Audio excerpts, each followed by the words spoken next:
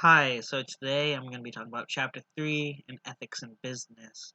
And the subheadings for the chapter are ethics, basics of them, personal ethics meet business ethics, corporate social responsibility, dangers of weak ethical focus, business opportunities created by ethical needs, and how business develop an ethical environment.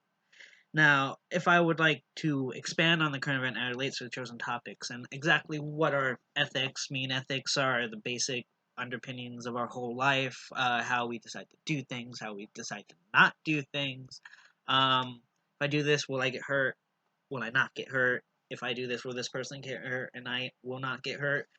Ideas and concepts like that, or ideas and concepts like the trolley problem. Will you kill someone to save four of the people, five of the people, yada yada yada? And while the trolley problem might not be related to business, it could be in the concept of like social ethics or corporate ethics, where you have a vehicle like the Pinto, which had its engine blow up if you tapped your bumper, I think in the 80s.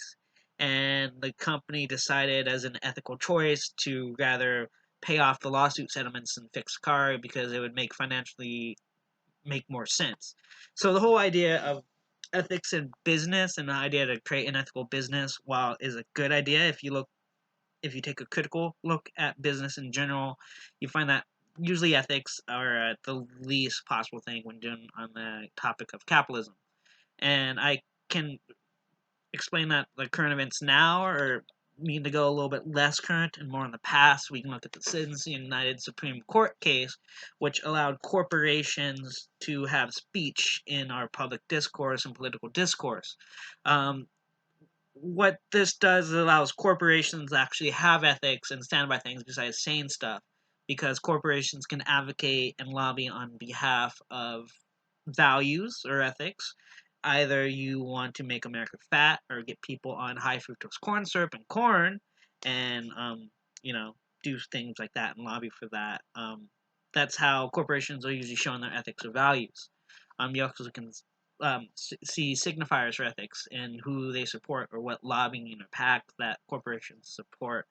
Now, the opportunity, problem, or challenge with ethics in general business is that since corporations have a legal right to make the most money to their investors, a fiduciary responsibility to do it, um, ethics is usually not part of that equation because by law they have to do something that's unethical.